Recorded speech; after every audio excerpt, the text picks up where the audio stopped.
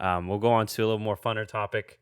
One that I think you came up with that I really enjoyed and doing, and we'll probably enjoy talking about. So I don't know, where would you like to start first? We're gonna do our top five players. Mine is like not like particularly top five best, it's just top five players I love to watch, current and all time. I'm not sure how you exactly did it, but where would you like to start? I said we start with current, and I also Okay, didn't do top five best. This it's is just my top five favorite yeah, players. either favorite players to watch, just yeah, favorites. So all right, so you said current. Let me pull up my Yeah. list. If you want to go first, you can go ahead with number All right. five. I mean, y'all won't be really able to see it because there's this blur, but I got a poster of this man right here. Wait, are we starting one or starting at five? So I got five, Okay. Well, he'll come five down to later. one. It's obvious that who it was. It's not that Um, obvious. Only I know because like I've seen that poster when you haven't unblurred it, and I know you. So yeah. I mean, if you know, you can see it's green. I'm a Celtics fan. You can probably guess listen, who it is. they got like a 33% chance of guessing. Anyway, my number five, which this might be surprising to some people because I am a Celtics fan, but it is Ben Simmons, plays for the Philadelphia 76ers, obviously 6'10" point guard, really unique in the current NBA. I don't know, there's just something about like people constantly hating on Ben Simmons that makes me want to root for him. I think that he just has the untapped potential to just be an offensive powerhouse if he was in the right scheme. I think that both him and Embiid ultimately would actually be better if they were separated individually. That being said, I still think the 76ers as a team, I mean, just them together, they're both forces. But anyway, I love how Ben, he's a really good defender. I'm a sucker for people who are just really good at defense. Because I think it's an undervalued aspect of basketball. A lot of people love to glorify the offensive players, but I love when guys are really solid on the defensive end. And I think that he's arguably the best defender in the whole league when it comes to versatility because of his ability to guard people on the perimeter, but also his size and strength inside. Um, Also, he's a fun player to watch for me.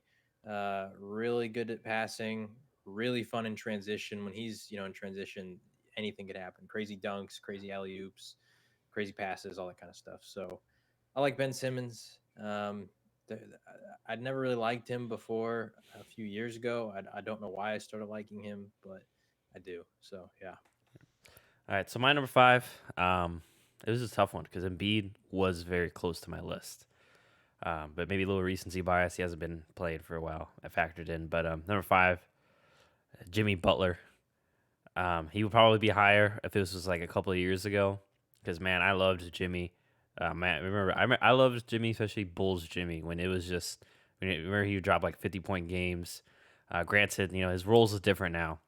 But I mean, like especially the Timberwolves thing. I mean, everyone has their opinions on it, but I love the fact that he took the third stringers and beat everyone and was talking his mess. And man, like once that's again, that's my favorite Jimmy Butler is Timberwolves Jimmy Jimmy was Butler. yeah, and like man, especially because like I had wished as soon as I heard I was like San Antonio, like we need to get rid of number two. Like Jimmy would love San Antonio, and I was really upset that we didn't get him, especially in free agency. Not that we had money a couple of years ago to get him, but yeah, and then I liked him in Philly too. I wish that would have stuck. But hey, I still love him in Miami. It's like perfect culture. But the Heat culture is perfect for him. And the way he plays, like you kind of mentioned, Ben Simmons, just gritty defender. I mean, we've all seen in the finals last year, Jimmy, similar to someone in my all-time list. One of those players you can always say, there's no doubt that he gave it his all. You can't doubt that. He kind of not that he gave up, but he fell short. You know that Jimmy gives 110%. So and then also maybe factors into just his character off the court. He just seems like a fun guy to hang around with. Remember, he was he wear Spolstra's like college jersey after they won one game or something, and obviously he hyped He up wore Hero. yeah Uh, hero. He had his coffee so shop in the bubble. in the bubble, and he had that. I follow his Instagram. He has that one kid working or something. I don't even know if that was his kid, but yeah, I just love Jimmy. Love his hustle on and love him on and off the court. So definitely a fun player to watch for me. For number four, this is a player he probably would have made a list, but this year I'm loving his game. Dejounte Murray of my Spurs. Obviously really good defender. That's kind of been what he's relied on in his early years. But now I feel like one of the sleeper candidates for most improved player. Probably won't get it, but his offensive game has just grown so much, especially in terms of his jumpers. His three is more consistent, and he's kind of developed a little bit of a getting better as a shot creator. Still okay handle wise, but to be granted, in terms of playmaking for others, his opportunity is kind of limited because I feel like DeRozan's obviously the best option for that, so he doesn't get as many opportunities. But who knows? Maybe next year, no DeRozan, he might get more. Um, but yeah, kind of like similar to Jimmy, like I mentioned, just both sides of the court. Really fun player to watch. I'm glad we locked him up, and he's still really young. So it was really close between those two, but I went with DeJounte, maybe because I've seen him more this year too. But DeJounte Murray, Spurs guard, is my number four. For my number four, this guy, which I'll say I almost put Russell Westbrook in here, but he's not in my top five. And the guy that I have at number four, it's very similar reasons to Russell why I would put a Russell Westbrook because I think they're very similar in this regard. But my number four is Damian Lillard. I love his loyalty to the city of Portland. I mean he's been one of those guys that teams like the Lakers because he's from LA or he's from Oakland. Just all these different teams have wanted him to become a part of their super team. But he's, one of those sort of last guys standing that is like, nope, this is my team. I'm comfortable where I'm at. I want to build here. I want to get a championship here. And I just love that he has that alpha dog mentality when so many teams and so many guys on his level are willing to sort of become the B or the C option. Which there's nothing wrong with that. You do you. It's up to any guy if you want to you know, go ring chase and team up with all the superstars. Like, hey, that's what it is. But to me, there's just that extra level of respect to guys like Lillard or Steph Curry or Russell Westbrook or whoever. And in some cases, like for example, Steph, like man, what a situation he was drafted into. The Warriors eventually, chose to build around him, drafted really well with Clay and Draymond, all that kind of stuff. But he's also one of those guys who, like Lillard, he was committed. This was his team. He set the tone for the culture, and I feel like Lillard he does the exact same thing for Portland. So I love Damian Lillard. He's also, I mean, just the swagger that he plays with. That play against the Thunder where he took Just, that shot over Paul George just and a nailed it and sidestep waved at from them. almost the logo, Yeah, basically. like that'll always be one of the most iconic plays I've ever got to witness because I mean just the coldness of the wave and yeah, it was brutal and then it was probably got even worse when Paul George afterwards was like, yeah, that was a terrible shot. But anyway, I love Damian Lillard. That's my number four. Wait, I just want to say because Damon was man of the list. My favorite Damian Lillard moment was the first huge game where he hit against the Rockets when they had Mhm. like Chandler Parsons, and I remember because I watched it live and I was sitting there and there's point 0.6 left. I was like, okay, this game's going overtime. Actually think they were trailing. They were losing by one, I think, right? And I was like, Mhm. okay, this. I was already in mindset. I was like, they're going to Game 7. This will be an amazing Game 7. It's been a great series. No, Damien hits the dagger. They're going home, but that I didn't get to watch the Thunder one live, so maybe that's a little bit why. But that the Rockets one was one of my favorites as well. But sorry, you can go Yeah, ahead and your number three. I'm also kind of like, if you're one of those guys who has that like sort of like Jordan Kobe esque mentality, like the Mama mentality, where you just when the lights shine the brightest and you got to hit that game winning shot and you just go out there and nail it, and you do like this becomes like something you're known for. There's something about that to me just makes me like you even more. Yeah. And Dame, I mean, he has that. So my number three, unfortunately, he's on a terrible team and he has not really been able to do a whole lot to make them better. But I think that all the talent that he has, if he was on a different team that maybe has better coaching, better culture, better whatever, I think that he would truly shine. And to me, that is Carl Anthony Towns. Unfortunately, Jimmy Butler thought he was pretty soft. But I think that if he was on a team that had like a real culture, like if he was in a Miami Heat sort of locker room, then I think that he could adjust. But I just love his offensive game. I love that. Like in my opinion, he's one of the greatest shooting big men of all time. Obviously, historically, you got to think of like guys like Dirk Nowitzki and all that, and he doesn't have the longevity of those guys right now. But just the pure volume and percentage that he hits in his career so far is pretty ridiculous. So to me, he's basically the epitome of the modern day NBA big man. Um, Obviously, if he was better at defense, then he would just be fantastic and way better, and be in that tier with an Embiid and a Davis. But right now, I think he's right below it. But I would truly love to see him on another team. Ideally, it would be my Boston Celtics, but I just think if he was in a winning organization, a team that had a legit coach, a better culture, all those kind of things, that he would really shine because he just has such a unique offensive skill set. And I mean, you also got to feel for the guy. He's a really likable person. And I know that during this pandemic, he has lost quite a few family members. And just the fact that he's stayed strong, been active in his community, just been a voice of reason for a lot of people. I earned a lot of respect for him throughout that time. But yeah, on the court, I have a lot of fun watching him, even though they tend to lose. Yeah, he had a really good game tonight against the Sixers. Um, I just a quick note on Towns. I like Towns a lot as well. Obviously, I just I wish he'd go back to his post game a little more, like he did in his early years. Because yeah, I feel like he's even better offensively then, especially now that he's a better shooter. If he can just get back Right. to that post game Which more, it would open up so much in his game. Which That once again, part of that I think is like coaching. I mean, yeah, if you have a coach who's like, listen, you're really good in the post. We understand you're good at shooting, but you're really good in the post too. yeah, like Then, take then like maybe he would five do it more. take 5 post ups a game or something. You know, like if a coach tells Right. him like I want you to post up at least 5 times this game. So yeah, I completely understand that, and yeah, that could be a real thing. And like you mentioned too, just talent. Maybe just can't really afford to do that with the talent that they have. But my number three, big man from the Indiana Pacers, Domantas Sabonis. Mentioned him before in this podcast. Unlike Carl, not the greatest athlete. He's just I would say about average, but very crafty. As it's just kind of a do it all, especially offensively. Great finisher. And he's got a solid post game. His shooting has become more reliable this year, especially from three. But I love kind of like his father, just great passer as well. And it's just man, like he would be a perfect Spur. Like I He mean, would granted be. he's with the Pacers, but he would be a perfect Spur.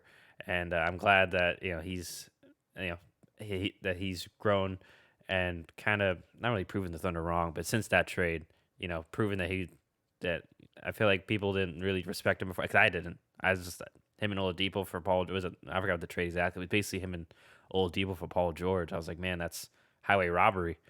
But then we saw Oladipo balled out, and then not only Oladipo, but Demontis really balled out when he got a bigger role. So yeah, I really love what he's doing in Indiana, and I just really hope the Pacers can make some noise for their own sake because they're one of the more slept on teams, and he's definitely one of the more slept on guys in the NBA. But number two, and this is really Real close. quick, Yeah, I'll say this: I think he's the most underrated player in the entire NBA. I mean, yeah, can you think of another player who is putting like the numbers he's putting up this year are actually crazy? It's like 24, 10, and 7. Like yeah. he's almost averaging a triple double Well, for a big and man, it's not and like he gets like no he's credit. and not yeah. He usually plays a four too. It's not like he's sharing time Right. with Miles Turner, who's also a pretty solid big. So some of those boards Miles he could probably get his stats Right. increased if Miles wasn't grabbing those boards as well. So yeah, that's a very good point. But number two, especially this year, just because of the way he's been playing, it's got to be Julius Randle. Just the way he's grown his game since he came in the league. I remember watching him at Kentucky. I was like, okay, he's solid. I couldn't really see. I could see athletically why he would be a top pick. But I was like, I don't see much, but especially the way he started. I remember that first game he broke his leg, and the fact that he's grown from then. Now he's got a pretty good shot. He can work with the ball in his hands. Obviously very good finisher. Got some post moves, but got a good mid range. And like I mentioned this year, now with more responsibility of being the main ball handler, uh, he's become I guess I won't say amazing, but he's become a adept passer. He's really facilitates the offense for the Knicks, and the big reason why they are where they are, and especially I think under Tom Thibodeau, like you mentioned with Cat, maybe because of the coaching in the system. Uh, Not the greatest defender, but he's a solid defender this year, doing okay. He's hustling. He's doing his job. So yeah, love Julius, love what he's doing, and hopefully him and the Knicks can make some noise. But yeah, it was really close between him and Sabonis there. But who do you got for your two? Well, Oh yeah, I already my know. my top two are pretty obvious. But real quick about Julius Randle, the one thing I really like about him is how many guys he's in his like sixth or seventh year. How many guys at that point in their career elevate themselves to an all On their star? third team too. Yeah, exactly. So it's actually kind of funny seeing all those former Lakers who everybody was spouting off had all that potential, and now you're seeing like Brandon Ingram being an All Star, Julius Randle being an All Star, D'Angelo Russell had All Star appearance, And oddly enough, Lonzo I feel Ball's like Lonzo was the one that everyone felt was gonna like of all the ones that were gonna right. hit of those guys. Like, oh, Lonzo was the safest pick, and Right, which I will give Lonzo credit. He's had a career best year this year yeah, so far. So he's improving his game. He's becoming a lot more valuable piece. But yeah, it's just kind of funny. But uh, my top two, it's pretty obvious who those guys are going to be. If you know that I'm a Celtics fan, I will say it was kind of tough to pick who was who or who was where between those two spots. It's essentially a tie, it's like picking your but if I kids, man. had, yeah, exactly. But if I truly had to pick one or the other, my number two is going to go to Jalen Brown. Uh, I absolutely love the guy. I mean, obviously, like I said, it was incredibly hard. But if I had to pick one or two, it would be Jalen Brown. I love just his career arc as a whole so far. Going from the third pick, a lot of people were very skeptical on it.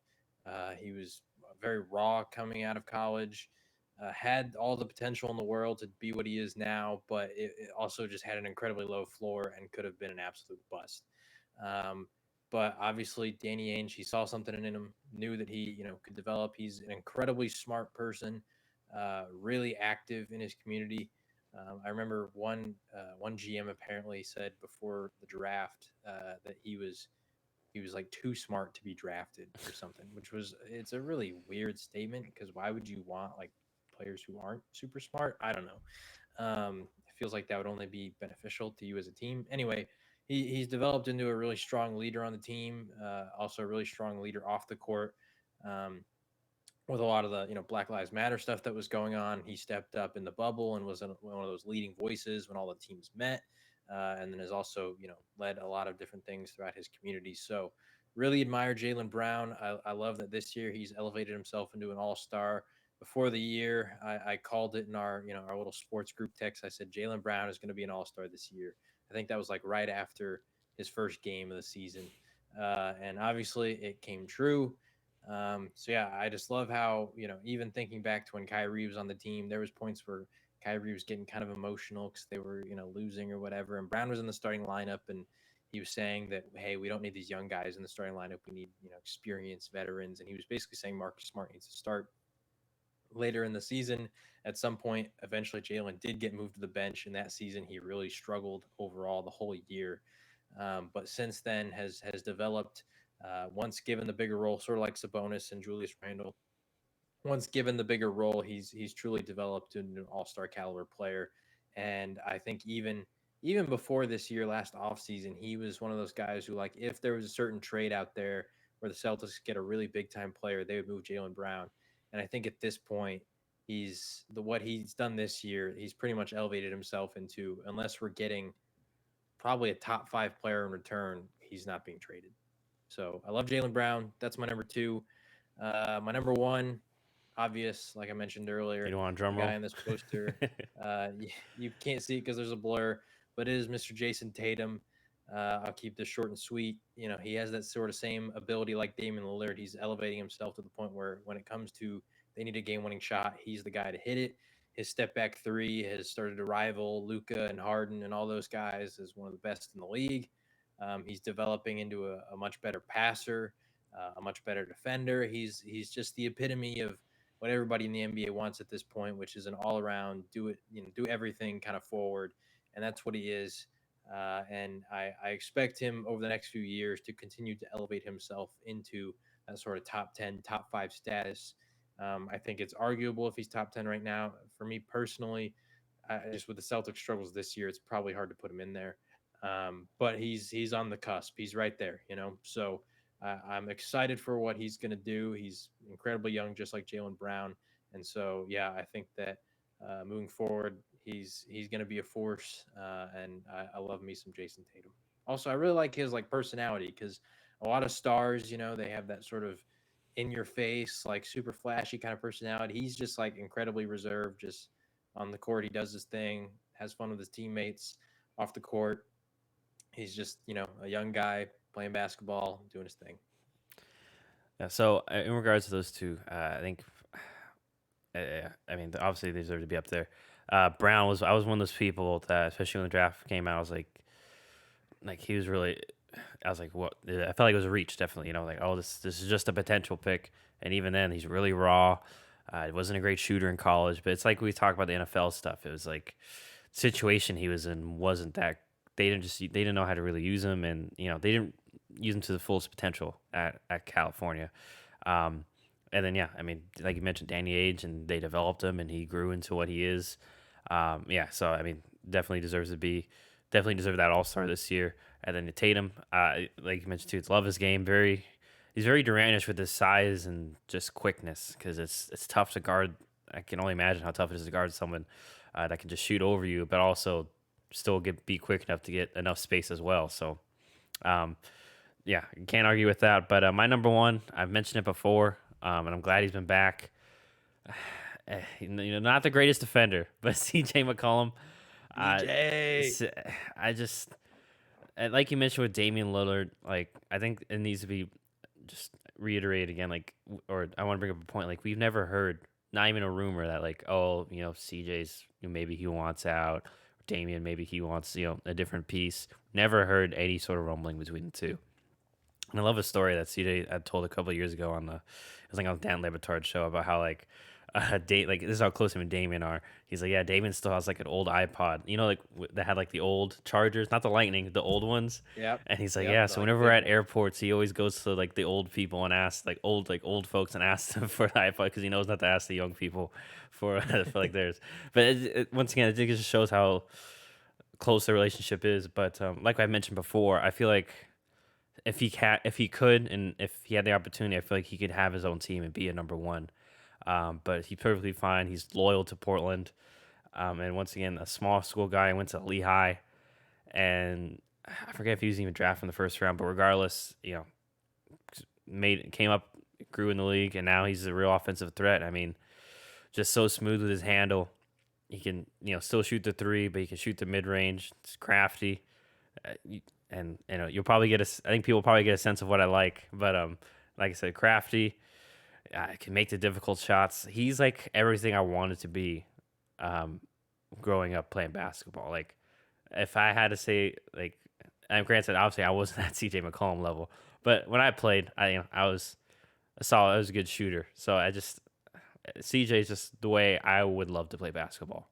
So watching him, it's like, man, like I wish. I just love it. It's just hard to, it's just one of those things. It's just a work of art, I feel like. So CJ McCollum's my number one in terms of favorite players to watch currently. So there is that. So now we're getting on to the even funner part, the all Well, time. real quick, Go ahead. just about CJ, I just want to say I mean, him and Damian Lillard, like you mentioned, they've never had any like rumblings of them wanting to split up. Even like you look at Bradley Beal and John Wall, and once John Wall did get traded, it seemed like both of those guys they were talking about how close they were and really good friends and all that kind of stuff. Um, and even before the trade happened, apparently Bradley Beal didn't want him to get traded, but there was rumblings years ago of like, oh, maybe they should split up, and maybe John Wall wants Bradley Beal out, and Bradley Beal wants John Wall out, and all this kind of stuff. You've never heard like the only thing close that I've heard in Portland was that maybe CJ would get traded, but it wasn't because he wanted to, it's because the organization was potentially looking to. And that was not even like a serious rumor. It was like the slightest little murmur of, It died pretty somebody quick. maybe, yeah, somebody maybe even just made it up, right? Yeah. So I just love how those two guys are both really committed to the city of Portland because it's not like a big market team. It's not, the greatest of locations, but both of those guys are committed of like, this is our team. We want to build a contender here. And some of the They've had people some who have rough that playoffs mentality, too. yeah, and some of the people who have that mentality, they don't necessarily back it up. But those guys, I mean, they went to the Western Conference Finals against that was when Durant was on the Warriors. Like this was the stacked Warriors team, and they put up a fight. And you know that no matter what seed they are, wherever they are, like they're a team that they're going to come out and they're going to ball out and they're going to give any team a really hard series. Yeah, and I just love CJ's attitude, especially when he has hit a few. Just both of their attitudes after the game winners, man. Like Damian Yep. waving people off, or the one when they mobbed him, he's just staring at the camera, or when CJ he did that turnaround kind of look, and they got both love their killer mentalities, and just yeah, just the way they carry themselves.